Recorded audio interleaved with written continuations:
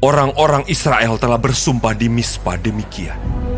Seorang pun dari kita takkan memberikan anaknya perempuan kepada seorang Benyamin menjadi istrinya.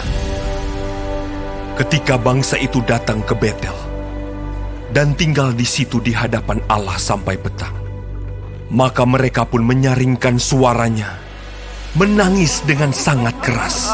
Katanya, "Mengapa ya Tuhan Allah Israel? Terjadi hal yang begini di antara orang Israel,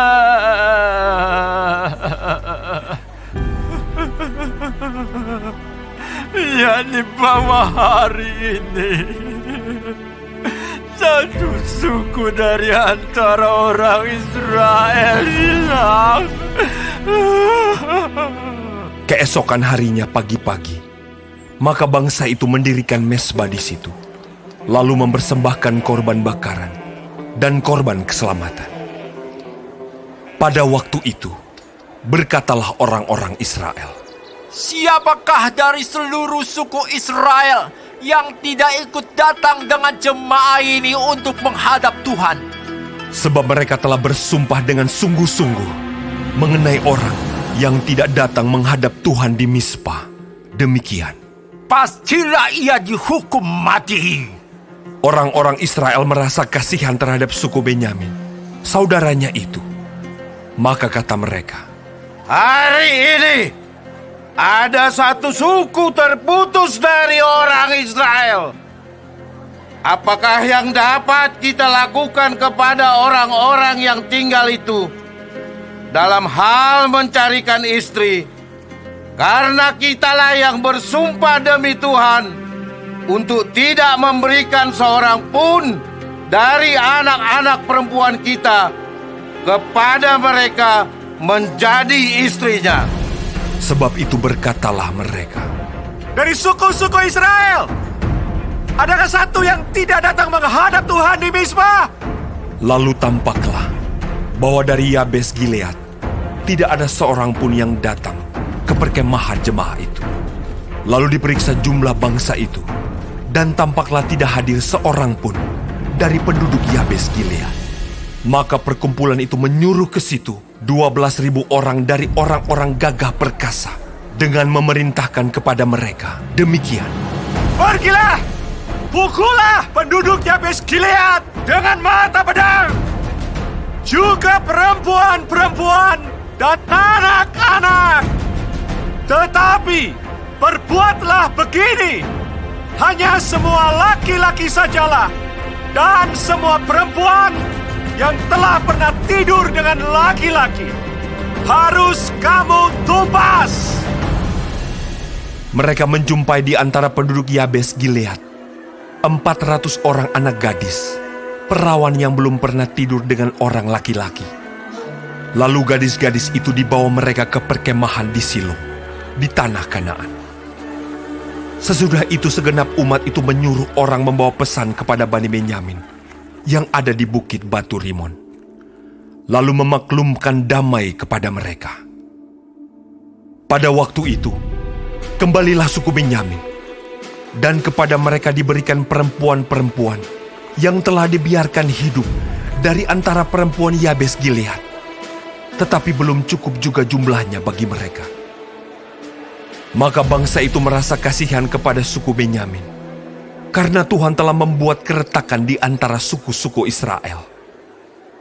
Kemudian berkatalah para tua-tua umat itu, Apakah yang dapat kita lakukan kepada yang tinggal ini dalam hal mencarikan istri?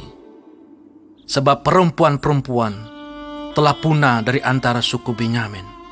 lagi kata mereka, Warisan orang-orang yang terluput itu haruslah tetap tinggal pada suku Benyamin, supaya jangan ada suku yang terhapus dari antara orang Israel. Tetapi kita ini tidak dapat memberikan istri kepada mereka dari anak-anak perempuan kita. sebab orang-orang Israel telah bersumpah Demikian, Terkutuklah orang yang memberikan istri kepada suku Benyamin. lalu kata mereka pula, Setiap tahun ada perayaan bagi Tuhan di Silo yang letaknya di sebelah utara Betel, di sebelah timur jalan raya yang menuju dari Betel ke Sikem, dan di sebelah selatan Lebona. maka mereka berpesan kepada Bani Benyamin, demikian. Pergilah menghadang di kebun-kebun anggur. Perhatikanlah baik-baik.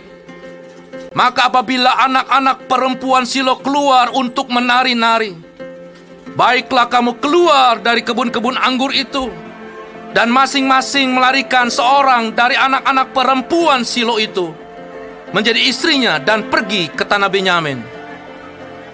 Apabila ayah atau saudaranya laki-laki datang untuk menuntutnya kepada kami, maka kami akan berkata kepada mereka, serahkanlah mereka itu kepada kami dengan rela hati.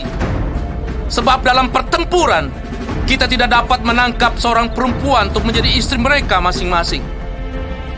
Memang kamu ini tidak memberikan anak-anak gadis itu kepada mereka. Sebab seandainya demikian, kamu bersalah. Jadi Bani Benyamin berbuat demikian. Dari gadis-gadis yang menari-nari yang dirampas itu, mereka mengambil perempuan. Jumlahnya sama dengan jumlah mereka. Kemudian pulanglah mereka ke milik pusakanya, lalu membangun kota-kotanya kembali dan diam di sana. Pada waktu itu, pergilah orang Israel dari sana, masing-masing menurut suku dan kaumnya. Mereka masing-masing berangkat dari sana ke milik pusakanya. Pada zaman itu, tidak ada raja di antara orang Israel. Setiap orang berbuat apa yang benar, menurut pandangannya sendiri.